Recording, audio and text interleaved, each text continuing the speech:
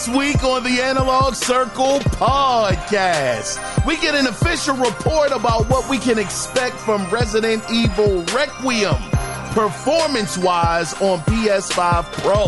And I will say, it is quite impressive.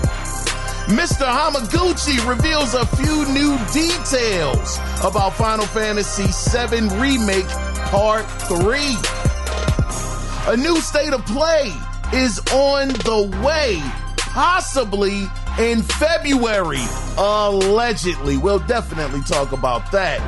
And we get more information from Mr. Ken Levine on his upcoming project, Judas.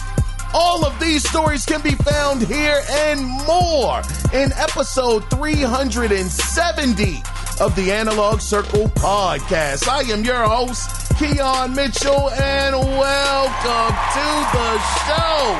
Come on in, sit down and relax, because we're going to have a great conversation today. With that being said, if you want to be a part of the show, you can do it two different ways. You can either call in at 667-284-9057 and let your voice be heard. Or you can email the show, and the email is simply the name of the show, the Analog Circle Podcast at gmail.com. So with that being said, guys, let's go ahead and let's get into what we all come here for, and that is no doubt the gaming news that went down. Let's get things started. Matter of fact, off the top of my headpiece, I do want to say, now I'm not looking at the article. I think it was from The Gamer. Are you guys familiar with Dispatch? If you are, and it's a game that you were thinking about picking up for the Nintendo Switch 2, you might want to pump the brakes just a little bit. I mean, not too much. It depends on what you're feeling. You might want to pump the brakes only because the game is being said to be censored. Yeah. Matter of fact, let me pull it up because I don't like giving you guys false information. Let's pull it up real quick. I'm going to see if I can find it, if it doesn't take too long. Oh, here it is. It says, as a result, it has now been confirmed. Again, this is from thegamer.com. It has now been confirmed by developer Ad Hoc in a statement to Eurogamer that Dispatch is censored in the Nintendo Switch version. Rather than give players the option to censor certain scenes like in other versions of the game, the Switch version will be censored by default, meaning you're not going to see any of the game's raunchier scenes. Oh, buddy. So yeah, it just depends. If you're one of those people that don't really need that kind of situation going on in your life, pick it up on the Nintendo Switch 2. Now, if you're a person like myself, hey, uncensory over here is what I would prefer. You know, it's like back in the day when you had Mortal Kombat on the Sega Genesis. That Joker did not look good. I will say that graphically, it was struggling, but it had the blood, had the fatalities, the whole nine, versus the Nintendo, well, the Super Nintendo version. That joint looked almost arcade perfect, but you wasn't getting none of the blood and the more mature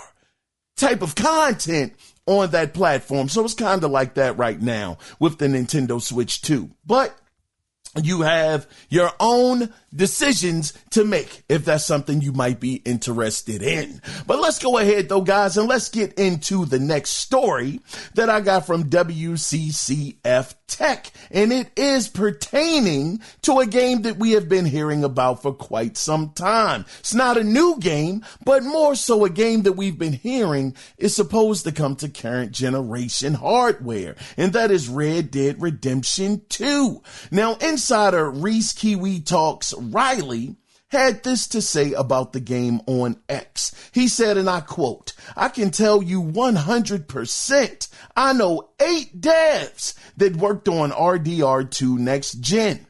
It is a thing, but Rockstar do whatever they want to do regarding release dates. Maybe GTA 6 dev timelines changed the release schedule for everything. Who knows? All I know is that I know devs have worked on it and it will come at some point. End of quote. So yeah, Mr. Kiwi, his brother said it is coming one of these days. One of these days, it almost said, and this is no disrespect to this brother. I don't know this brother, so it's not to be taken that way. But it almost sounds like one of those people that say, and I know this guy has a track record. He has a show. He has devs on his show. So I know he's proven to a certain degree. But it almost sounds like one of them situations where it's like, trust me, brother. I got the resources. What you talking about, Willis? I don't know. I don't know. I can't say yay or nay. But what I can say is this is something that I have been looking forward to, and hopefully we get it. Don't know when it's going to happen. None of us do. But hopefully it happens. Hopefully it happens soon. I'm going to tell you something. I would absolutely love to play Red Dead Redemption 2 at 4K, 60 frames per second. Now, I got to admit something to y'all. This is something I used to feel back in the day when I was, how would you say, I was ignorant to the facts. I was one of those people that said, man, 30 frames per second is all you need. It's cinematic. Makes it feel like it's a movie that you're playing. Yeah, 30 frames makes it more cinematical. Until a brother played on the PlayStation 5 and that joker was running at 60 frames per second. Changed my doggone life. Changed my gaming life. I said, whoa, wait a minute. Hold on. I mean, this is what you get at 60 frames. I mean, man, buttery smooth. I find myself, I have a PlayStation 5. I highly doubt that I will ever get a PlayStation 5 Pro. But I find myself, man, if it's an option, you can run it at 4K, 30 frames per second or whatever the case may be. Anything that has 60, I find myself wanting to run it at 60. It is nothing like it. So to play a game like Red Dead Redemption 2 at 4K, 60 frames per second, man, you could definitely count me in. Again, we don't know when it's going to happen, but hopefully it happens soon. Let's go ahead, though, guys, and let's get into the next story that I got from PPE. So this is, I got to say this is rumors. Look at all these rumors surrounding me every day. So it's being said that GTA 6 could launch as a digital-only title this year. Digital only. Now, the reason why this is the case, or could be the case, is because they want to prevent story spoilers from coming out as a result. You big dummy. I don't know about this. Listen, spoilers, man, I get it. Who knows what's going to happen with the game? I don't know about this spoiler situation, but they're talking about physical copies of the game will be out sometime in 2027. Now, the source for this info comes from a Polish website, PPE.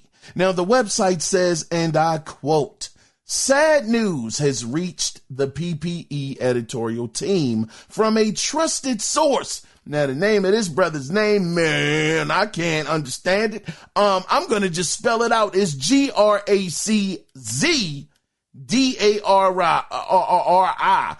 Grezzadori. I believe that's the brother's name.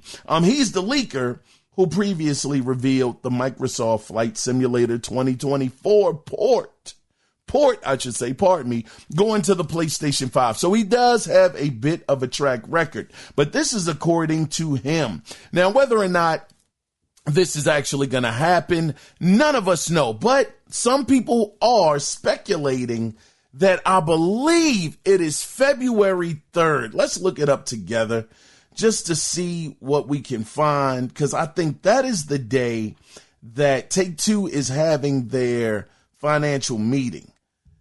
What day is Take-Two having their financial meeting?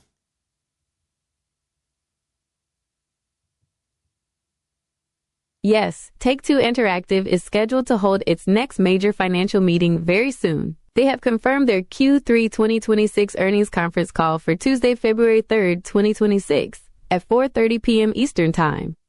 There we go. So, some people have speculated quite a few things could happen during this day. Some people believe that that's when we're going to get information for the next trailer of GTA 6. Some people believe that, again, talking about this story, that we'll get an update on whether or not the game is going to be released digitally first, then physically into next year. To me, that's a little too early to really talk about that. But you never know with these things. These meetings are usually set up to let people know exactly where progress is, with a lot of these projects, where the money is going and all of that stuff. So we'll definitely have to at least possibly keep our eye open for February 3rd to see what information comes out, because something always comes out during these meetings. Now, sometimes it's very, very boring. It's not the information that we're really looking for as gamers, but sometimes certain information does kind of seep through the cracks just a little bit to give us at least a small window. I mean, I'm talking about a peephole look into what's possibly going on inside of the company. So we'll have to see what happens with that to see if any information actually comes out about GTA 6 in general. I'm hoping we hear an update myself, because I still do stand by. I don't think GTA 6 is going to reach the heights. I don't think that GTA 6 is going to give us that performance, give us the game that we all believe that it's going to be. Move this man! Oh, man. Listen, I'm telling y'all, I am not a believer. Not a believer. I'm not a believer at all, man. I'm getting phone calls and whatnot. I'm going to call you back, brother. I got you. God dog it. Pardon me, I'm Professional Productions, as always, but I am not a believer in GTA 6, even though Rockstar has a great track record, yeah. But so what? Mike Tyson was undefeated until he wasn't. It is what it is. We'll have to see what happens. Nobody is above the program. Nobody is above reproach, and I'm sticking by my guns that GTA 6 is not going to reach the levels that we're hoping that it will. Until they prove me wrong, that's where I'm at right now. But we'll see what happens with this whole situation in the coming days, because hopefully, February, when they have that meeting, February 3rd, maybe we'll get a bone. Let's go ahead, though, guys, and let's get into the next story that I got from Game Rant. So we got a few updates about Final Fantasy VII Part 3. Now but we got this from the game director, Naoki Hamaguchi, who said that they decided to continue working with and utilizing Unreal Engine 4 instead of switching over to UE5 because it was more beneficial to the team to have them use something that they are familiar with and then have it customized to suit the project at hand. So that's the first thing. They're still going to be on Unreal Engine 4. They're not moving over to Unreal Engine 5. Now, they will be bringing back Queen's Blood as a mini game, which is, of course, a turn-based card game. And according to Hamaguchi, it will be improved and expanded in some capacity. He just wasn't very specific on how. But lastly, Hamaguchi said Part 3 has its name narrowed down to 2 options and that the final title would be decided on before 2026. Now, we are in 2026 officially, almost in February. In the next couple of days, we'll be into February. So according to his timeline, they should already have the name of the title of this upcoming Part 3 of Final Fantasy VII Remake already worked out. We shall see. Unreal Engine 4.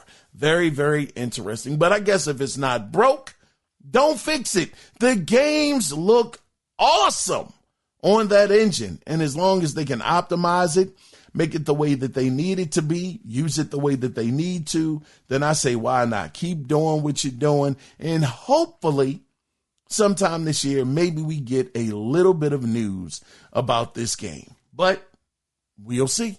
Let's go ahead and let's get into the next story. Now, this is just quick news. Now, it has been confirmed that this is quite amazing, that Resident Evil Requiem will be PS5 Pro enhanced, and it will run at 4K, 60 frames per second, full ray tracing. Or you have another option where the game can run up to 120 frames per second with ray tracing turned off, with 90 frames per second as the average. Damn! That's some real life performance. Wow. 4K 60 frames per second. Ray tracing on. Crazy. Have y'all seen how beautiful Resident Evil 9 or Requiem, whatever you want to call it, looks? That game looks sensational. Oh! Man, I wish we got a demo of that. I know back in the day, we got a demo for Resident Evil 2 Remake. We got a demo for Resident Evil 4 Remake. Man, listen, man, could we please get Resident Evil 9 or Requiem as a demo? I understand we didn't get Pragmata. Maybe you can make it up with a demo of Resident Evil. Now, that's going to be out sometime next month. If I'm not mistaken, next month, Resident Evil Requiem will be out. But I think all of us would love to have a demo just to try that joke out to see what it's hitting for, before it actually releases. Who knows? Capcom just may surprise us with one of those releases and give us something to get us excited, just that much more excited about the game. Also, you know what? Speaking of Capcom, I didn't write this down in the notes, but they also have something else to celebrate, because I believe Devil May Cry, oh man, I'm going to have to look it up. The last Devil May Cry actually got a boost in sales because of the show. Let me see. What Devil May Cry has seen a boost in sales because of the TV show?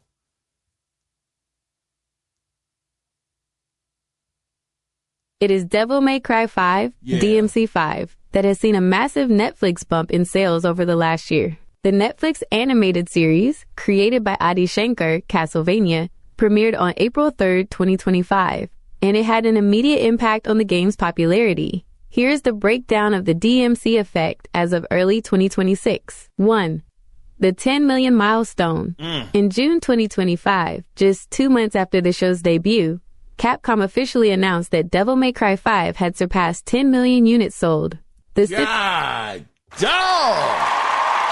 10 million! That is very, very, very impressive. I tell you, these shows, man, they give these games a second life. Y'all remember Fallout 3? That had a second life once the Fallout show released. So this is really, really awesome stuff, man. It's great to see. Devil May Cry 5 was the first Devil May Cry that I actually played all the way through. And I actually became a huge, huge fan of DMC. I am waiting for them to release another one. We keep getting all of these Resident Evil remakes and Resident Evils. What's going on with DMC 6? I mean, can we get one of those one of these days? Hopefully we will soon, especially with the surge of popularity of Devil May Cry surpassing 10 million units for DMC 5. That is quite the feat. Let's go ahead, though, guys, and let's get into the next story, though, that I also got from WCCF Tech. So we got some interesting stats about, and I was just talking about Fallout, but we got some interesting stats about the Elder Scroll Oblivion remaster that actually is on PS5. So according to a new report from Alenia Analytics, Rise Elliott the game sold around 1.1 million copies with over 80%. Now, 1.1 million copies isn't bad, especially for a game that's a remaster. It's pretty good. Of course, we would want much, much better. Man, bump that, man. We need way more than that. 1.1 million? And you got a fan base of like 60 million PlayStation 5. Oh, my God. Move this man! Oh, man. 1.1 million. Yeah, big money. Big numbers. Oh, man, big money. Show me the money. Yeah. No. Man, anyway, man, let's get into this doggone report. Man, they out here spending. Now, it says with over 80% of those sales taking place the first month the game was released. But according to the numbers, around half of the player base put less. They put less than 15 hours into the game. These jokers said, I'm done. Matter of fact, I'm leaving. I'm tired. And yeah, I want to go home. Jokers got the heck up out of there. They gone. Jokers said, yeah, it wasn't quite how I remembered it to be back in the day. We played it, for about 15 hours or less, and we got the heck up out of there. Now, some sites are saying the game didn't come out in the best state. So who knows, if that was a factor. And maybe for some of, again, these people that were so nostalgic about the game, maybe they just hit a virtual brick wall and, just said, you know what, I've had enough. Yeah, it was fun while it lasted, but time to move on to something else. So who knows, man? This makes me think, when Starfield actually releases on PlayStation 5, of course, we don't know when that's going to happen. Eventually it will, because unfortunately, all of Xbox games are coming over to the platform at some given time. I wonder how well Starfield is actually going to do. Now, they're supposed to be getting an update sometime this year, a big update towards the game. It just makes me wonder how much it's going to sell on the PlayStation 5, because it's one thing I do know, and we've all seen it, with Forza Horizon 5. PlayStation fans will buy games. We buy games 100%, and that's something that, a lot of PlayStation fans do. So if it is a game that they may feel as though it is worth the money, I'm sure it'll get the support. Plus, this is going to be a new experience. It's not going to be something you experienced back on the 360. This is going to be something brand new, something that you're going into blind, as it were, to a certain degree. I'm sure that it's going to get a lot of support when it does happen. But we'll just have to wait for those numbers when they actually go on sale, when the game, goes on sale on the PlayStation 5. But let's get into the next story that I got from PC Gamer. So, oh man, yeah. This was interesting timing, because we talked about Hasbro last week, because I didn't know it, but former Nintendo of America President Doug Bowser, he's actually on the board over there. Well, as a follow-up, Hasbro is being sued by their own, oh man, these jokers being sued by their own doggone shareholders. Wow. But wait, it gets worse. And these jokers getting sued by their own people. Because why am I laughing? It ain't even that darn funny. I'm laughing because I'm stalling for time. That's what I'm doing right now. I'm losing my place. So pardon me, I'm trying to stall y'all, and it ain't working out in my darn favor. But this is the thing. Listen, they are actually suing again. They're suing Hasbro because of, quote, breaches of their fiduciary duties as directors. I know I said that word wrong. Pardon me. Bear with them, brother. And or officers of Hasbro. End of quote. So by devaluate, darn it. Hold on. Let me get myself together. Breathe. 1 Mississippi, 2 Mississippi, 3. Hell, all right, let's get this thing back on track. So this is the thing. It's all coming down to them devaluing the Magic brand by overprinting cards and sets, which is destroying their long-term value of the brand. I should say, quote, destroying their long-term value of the brand. End of quote. So right now, I thought Magic the Gathering was in a great spot. We had named off a couple of the things that Hasbro has up under their as it were, their umbrella. They got Transformers, Magic the Gathering. They got like another 2 or so other IPs that they have over there.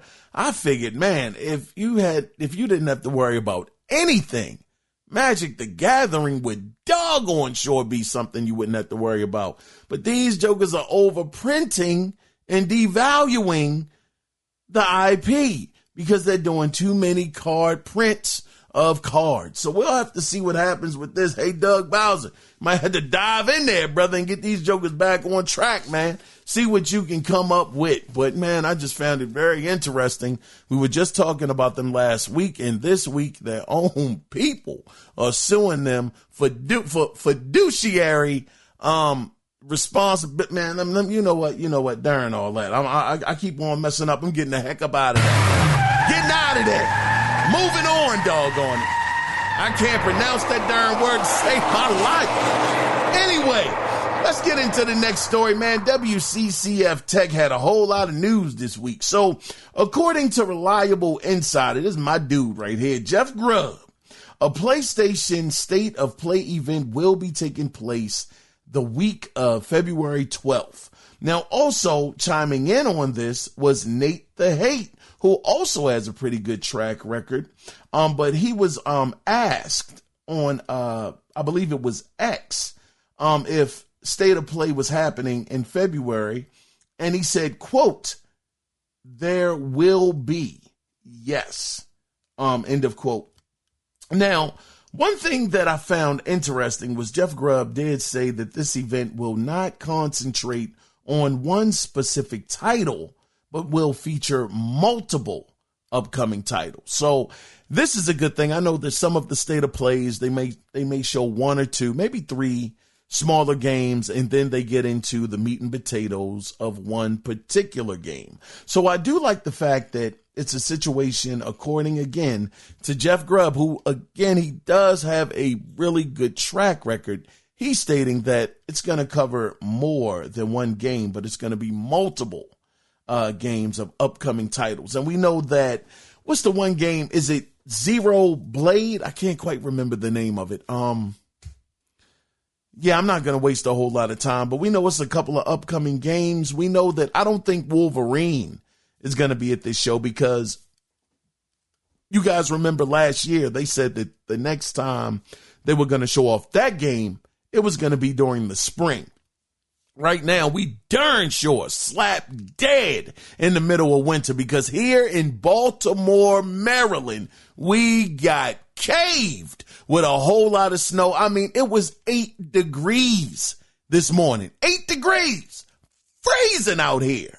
So, yeah, it ain't no spring anywhere in sight right now. So, yeah, we're going to have to wait on Wolverine for a little while. But that Phantom Blade, that's what it is. Phantom Blade, Zero Blade, that's possibly going to be at the show.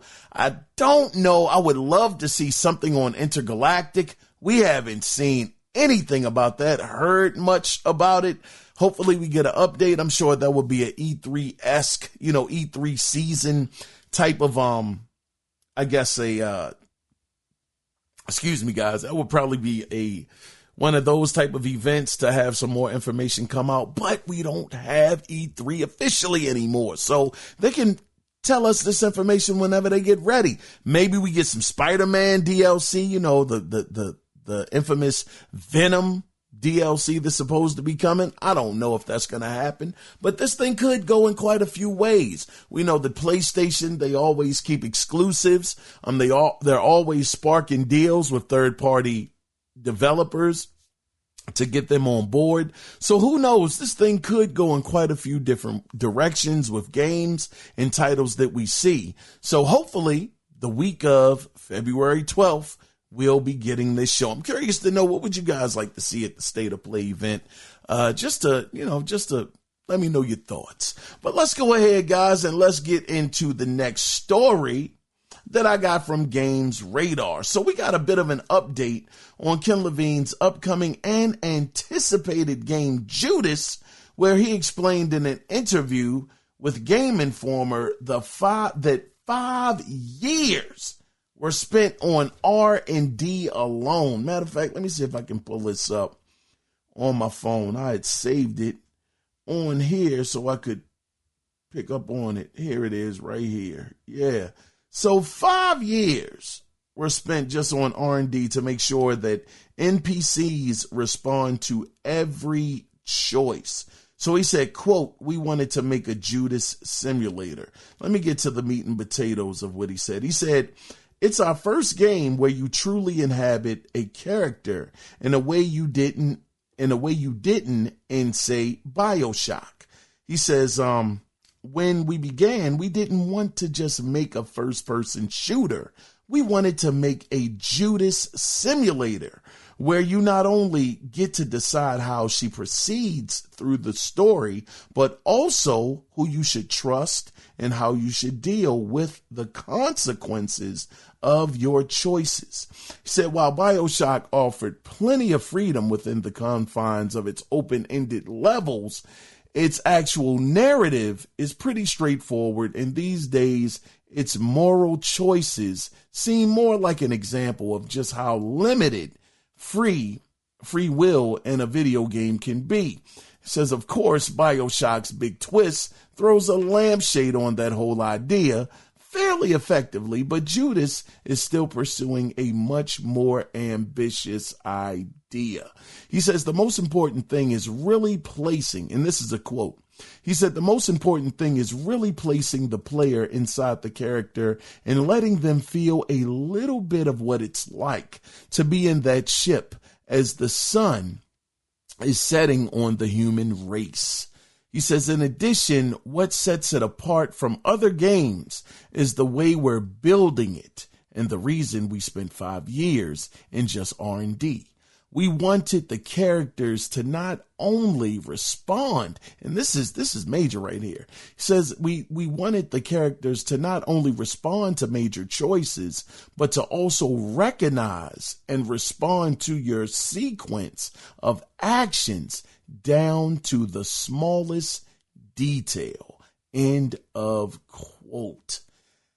This sounds very, very interesting. He said, let me see. Yeah, they asked, are we going to see anything soon, as far as a release date goes? And he just pointed fans that are eager to learn more about it towards the devs' blogs. He did say that, quote, we've got 2 of them up so far with more from us to share coming soon.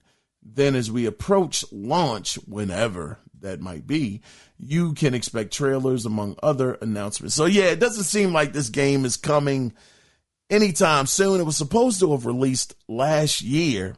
We never got it.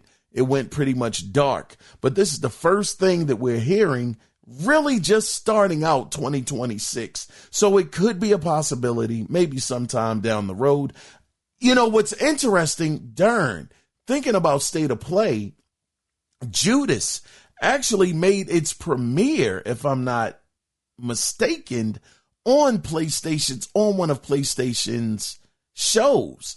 So with this show coming up in February, I know that's a huge stretch, but with this show possibly coming up in February, maybe we could get an update on Judas, especially with Jeff Grubb saying that they're not going to concentrate on one specific game. It's going to be multiple games there. How dope would it be if we actually got a chance to see Judas updated with more gameplay, these choices that Ken Levine is talking about actually being part of the demo of the game that we see during that presentation. So it will be very interesting to see how this game actually comes out in the end. Will the choices really affect the character and the world that you're going to be in? It'll be something. I hope that it's not a situation like Peter Molyneux, how we used to promise all of these things with Fable, and man, the tree is going to start as a seed and it's going to grow into a blossoming cherry tree. It's going to be amazing. By the time the game is over, I hope it's not pie in the sky dreams coming from Ken Levine, which I don't really take him as that kind of developer. I really take him at his word for the most part. He's never let me down with any of his titles, so he has a heck of a track record as far as I'm concerned. So when he talks about these things, 5 years in R&D, just working on the NPCs, making sure that they respond to every choice that you make, I believe him. So hopefully in the end, it'll definitely be worth the wait. And possibly, just possibly, maybe we'll see something on this game a little later in the year. But let's go ahead, though, guys, and let's move on in to the next story. And I got this story from Games Radar. So another Xbox exclusive that has been missing, just like we talked about Judas, that game has been missing for quite some time. Haven't really got any updates on it. The same thing can be said for this Xbox exclusive that has been missing for quite some time. And it is no doubt the game that we all know as State of Decay 3. And details, about this game, again, have been quite scarce. But thankfully, Xbox Game Studio lead and Rare's former boss, Craig Duncan, he actually sat down to discuss whether we would see the game this year, where he actually responded and he said, and his quote, let me pull up his quote real quick. He said that, there it is. Let's see if I can get his quote for y'all. His quote was, he said, this is the quote. He says, I think the PR in this room will murder me if I give you that answer. He says, so here's what I'll say. I've done a number of visits to that studio in the last 6 to 8 months. I have sat and played the game with the team a bunch of times. It's coming on really well. We're very excited about the franchise and its potential. End of quote. Now, we said, they asked him. Now, I got this story from Games Radar. Again, they asked him, would he tease the State of Decay, the State of Decay, would he actually tease it? He said, quote, so I will certainly see a lot more of it in the coming year. Is that a good answer to your question? And then he laughed. End of quote. That darn sure didn't answer my doggone question. I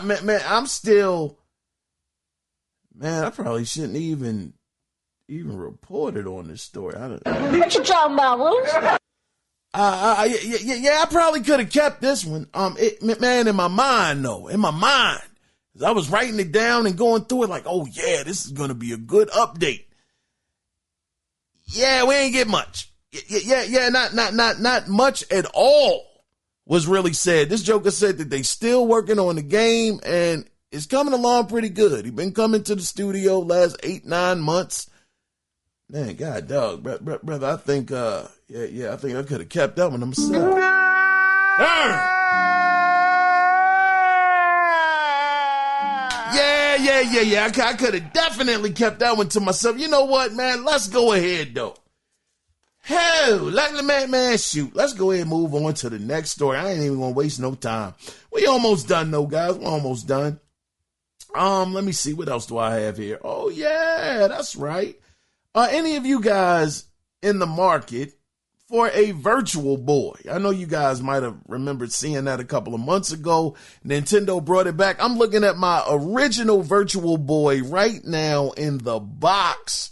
Hello, Virtual Boy. Man, that joint was, I used to get a headache. Playing that a little bit, but it's all good. It's all good.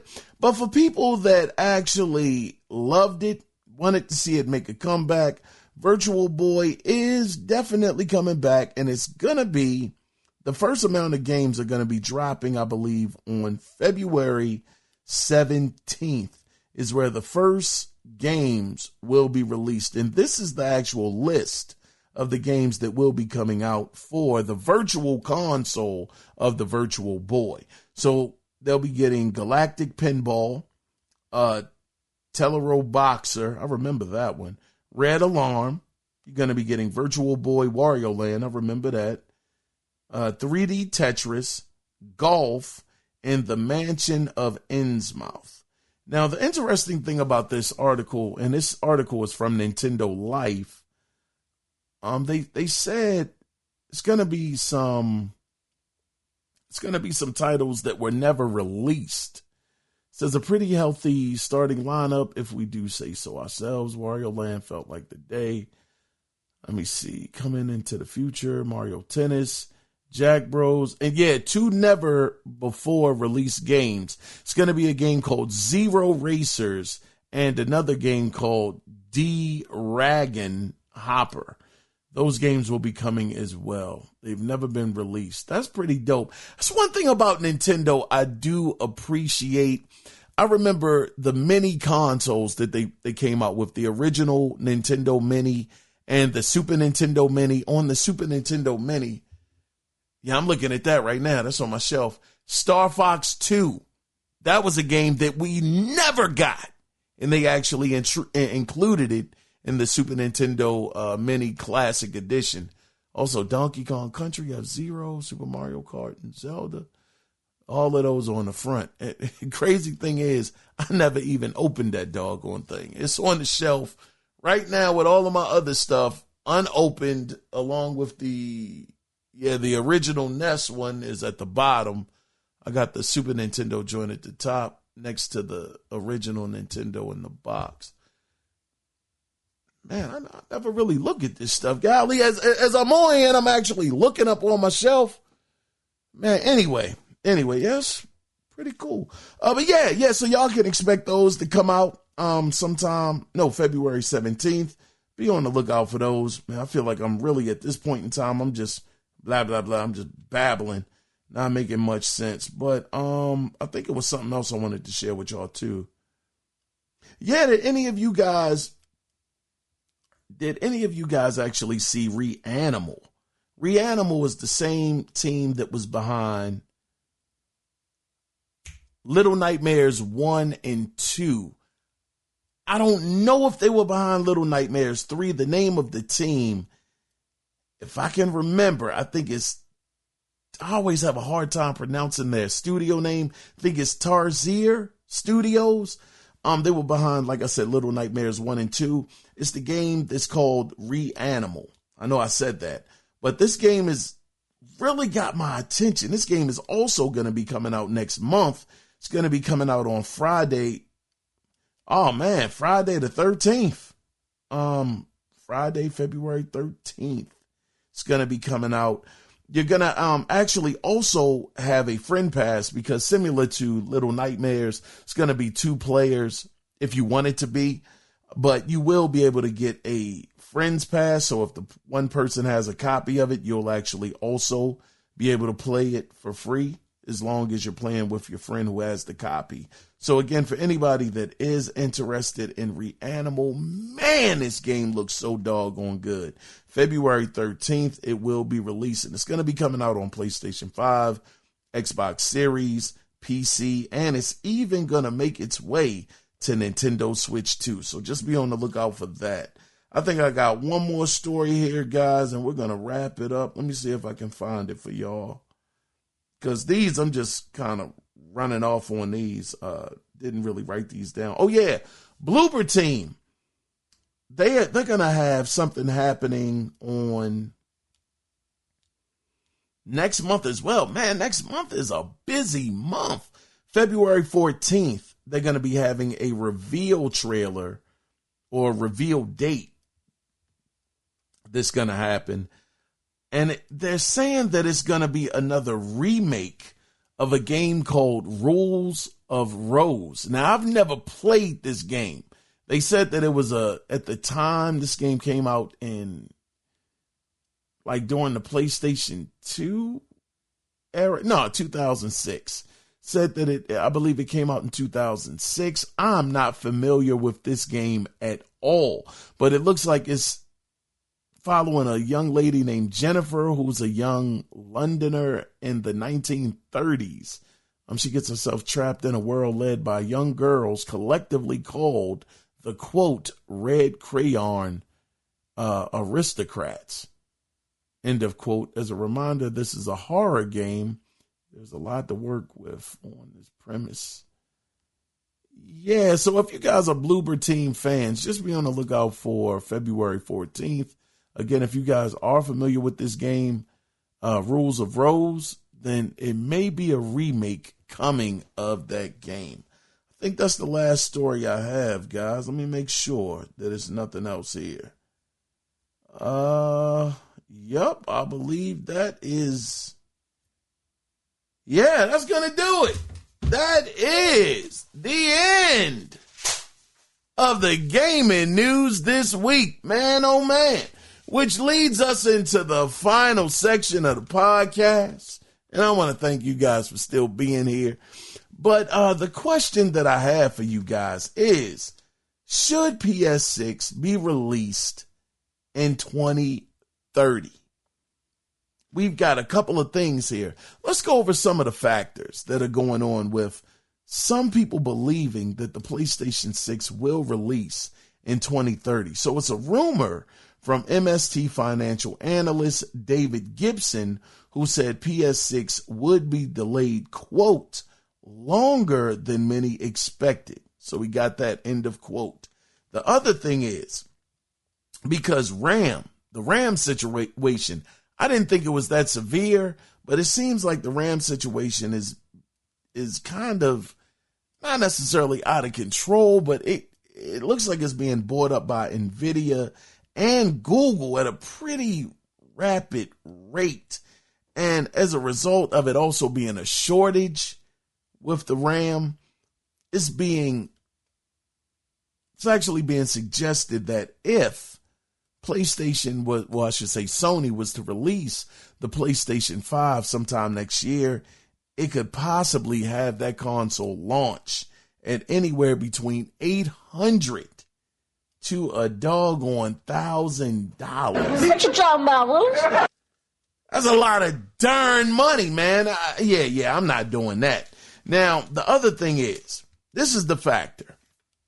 We're in a situation now where the PlayStation 5 Pro, this thing is performing amazingly. We know that an update is coming sometime by March. We're already seeing that it's running games like Resident Evil Requiem at 4K resolution, 60 frames per second. Even going up to 120 frames per second. Of course, ray tracing is off, and it also, just to be clear, it's more than likely going to be running at 90 frames per second. But still, that's on a game that graphically looks as amazing as Resident Evil Requiem. So with those kind of stats, those kind of specs, who's really in a rush for a PlayStation 6 when you have these kinds of performance numbers at your fingertips? And the last thing I'll say, again, for anybody that's like, man, I'm tired of this PlayStation 5, I need something better, get a PlayStation 5 Pro. Will I get one? I told you guys earlier, no, I highly doubt that I will get a PlayStation 5 Pro. I don't think so. But, anything is possible. The last thing I'll say, though, is that the CFO at Sony, her name is Lynn Tao, hopefully I said her name right. She said this during an earnings call in November of 2025. She said that the PS5 is, quote, only in the middle of its journey.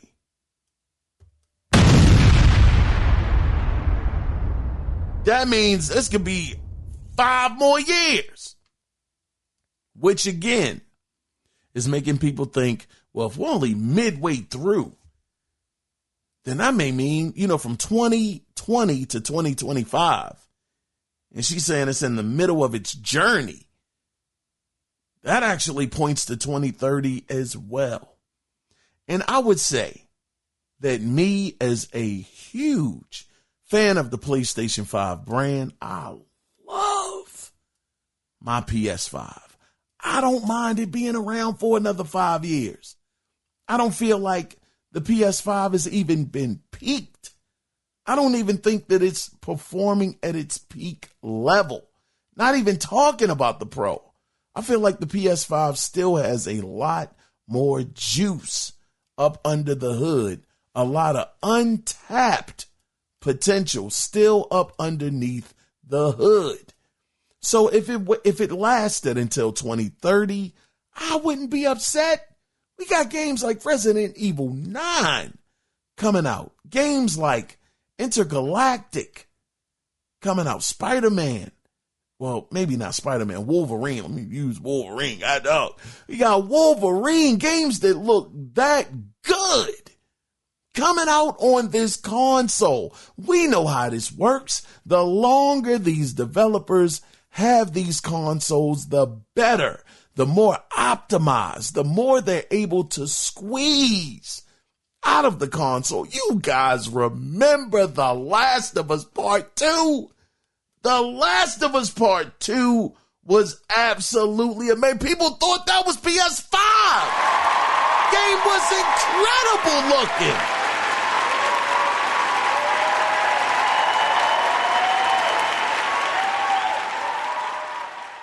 It was incredible. So if we can have somebody like Naughty Dog putting up those kind of graphics, Insomniac putting up what they do, and then having Ratchet and Clank, we know that game is going to circle back. That is one of my all-time favorite games of this generation. Ratchet and Clank Rift Apart. Yeah, that game was amazing. First time I really felt like I was really playing a Pixar movie. It makes me smile. Oh, it makes me smile just thinking about that game. But that's the question for you guys. I would love to hear from you guys again. Should PS6 be released in 2030? I say absolutely. Get as much as you can out of this console, especially with the prices being as high as they've been. I mean, get this stuff time to drop down. It's the first time the consoles aren't selling at half of what they first originally came out at. These consoles are still pretty expensive. And if you're looking on Xbox's side, forget life as a gamer. Man, how much these jokers selling? I'm not doing that. I'm not doing that. We at the end of the show. But that is the question. If you do want to be a part of the conversation, feel free to call in at 667-284-9057 and let your voice be heard. Or you can email the show, and the email address is simply theanalogcirclepodcast@gmail.com. Guys, I want to say this. Thank y'all again for being here. I truly, truly appreciate you, and I most certainly appreciate you guys' support, because without y'all, quite honestly, I know it sounds very corny, but quite honestly, without you guys listening, I would not be doing this. So, again, thank you guys so much for being here.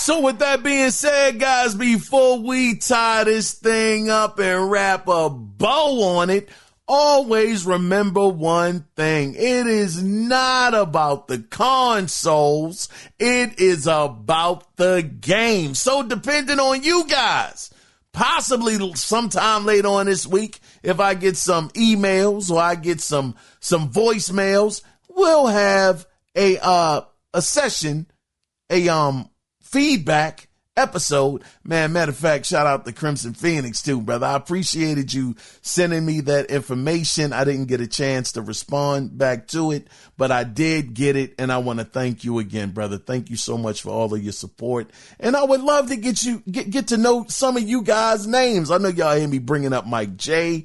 Y'all hear me bringing up Glove Box. You know, you guys hear me bringing up Cody Clark. You know, and I know I'm forgetting somebody. Don't kill me because I'm forgetting you. It's not intentional. But when you're trying to think of something, trying to get it out, it's like, man, I can't get it out. But I just want to thank you guys, and I would love to get to know some more of you guys. So again, feel free to call in or feel free to email the show. But as always, I truly appreciate you guys. So with that being said, I'm getting on up out of here. And depending on you guys, we might be back sooner than later. You guys take care. Be safe out there. Bye-bye.